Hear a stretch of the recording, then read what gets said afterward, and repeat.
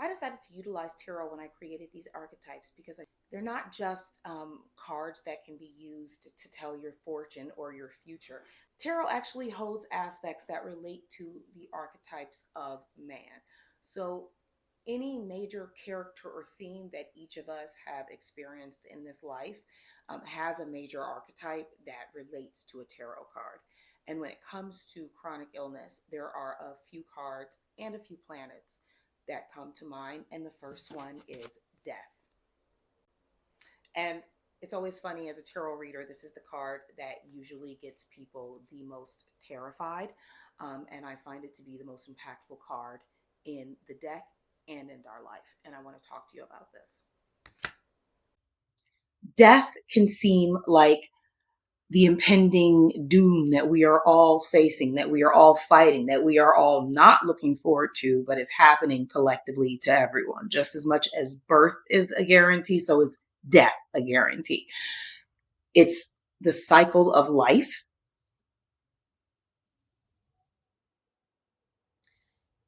The fear of death runs rampant in our society, and you can see it everywhere. It's the first thing we think about when we are in pain is the fragility of our bodies and our life. And it can often leave us feeling like we are playing up against a clock that is not on our side. But in reality, death represents so much more. And if you can entertain the concept of being more comfortable with an exit and the reality of the fact that we all will have an exit and we don't know when it will be, there is another place where you can put your energy, and that is on utilizing the time that you do have and learning to face the fear of your mortality while remembering that on some level, each of us, just based on pure science, are an energy source that cannot be destroyed. And so a part of you goes somewhere. Right now it's winter. All of the plants have died and left, but we know that they aren't gone. And that is actually a reflection of our lives and should bring some comfort to the idea that we rebloom again, we re-go again, we restart again in some way. And that death might be just the end of something. It might not be the end of everything all at once. Throughout your life, you will have many deaths. And what this tarot teaches us is that there is a level of transformation that can happen. There's a level of alchemy that happens even just on metabolic, or I would even say a microscopic atomic level, that almost like a black hole creates a portal where more can take place and you pull more energy in and more energy comes out. Death is a transformation. Think phoenix rising from the ashes. Think the tree dying and coming back to bloom. We have many little deaths throughout our entire lives. And often parts of us die off. And how much we attach ourselves to certain parts of our being without letting them transform can really show up in places like chronic illness, because we are holding on to aspects of ourselves that are no longer useful at this space in our lives.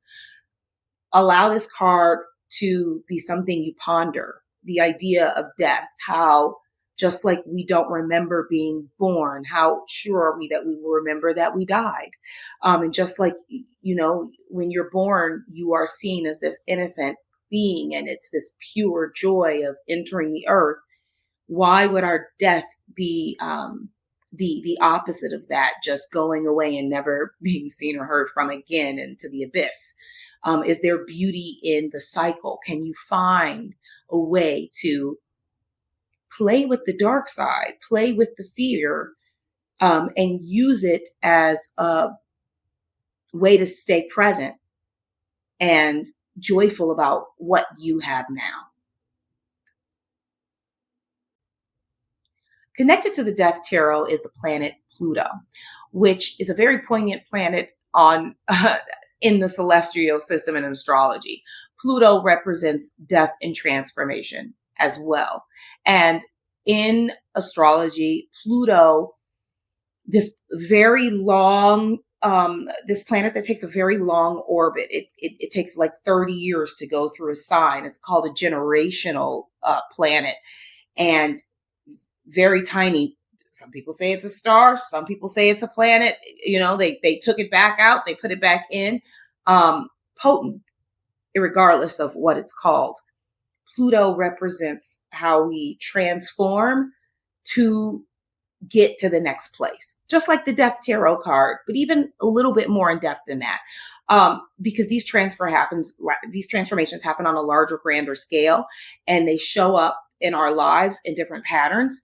And each time there is a nugget or a lesson or a revelation that is accompanying these major transitions in our lives.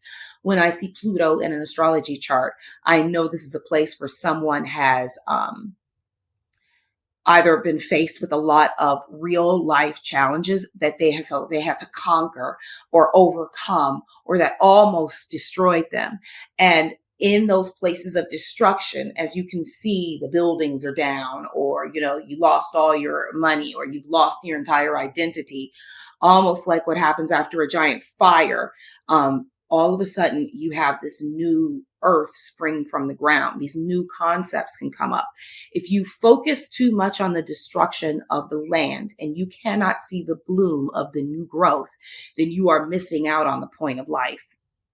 And there's a place there for you to recognize that things can get swept away for new to happen.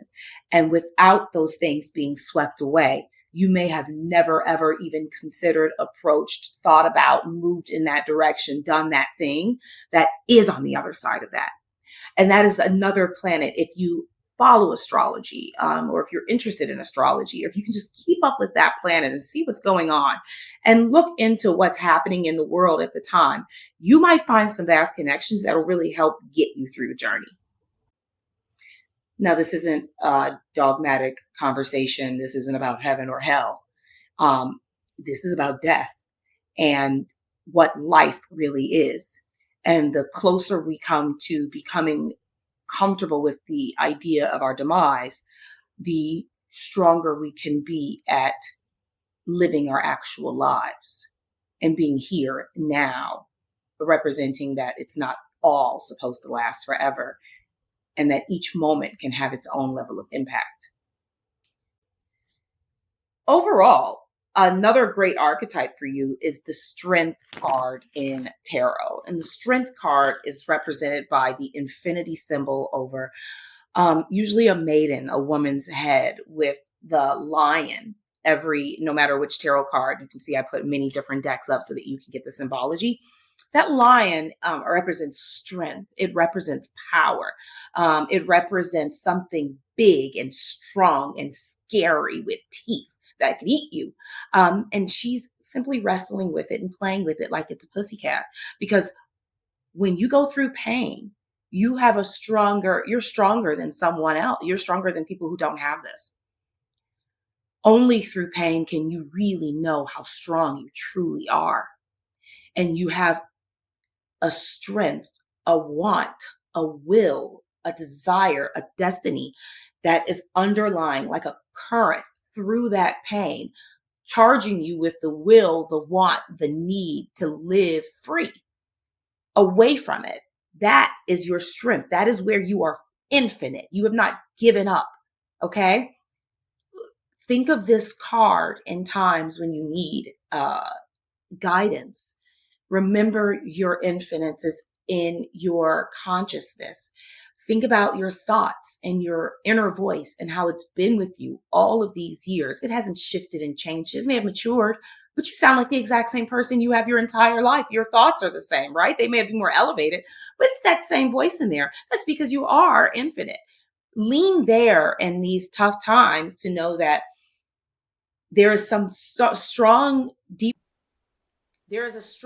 strength in you, and all you have to do is reach for it. I am Candace again. I thank you for using this packet. I hope this was insightful for you and you are enjoying the process thus far.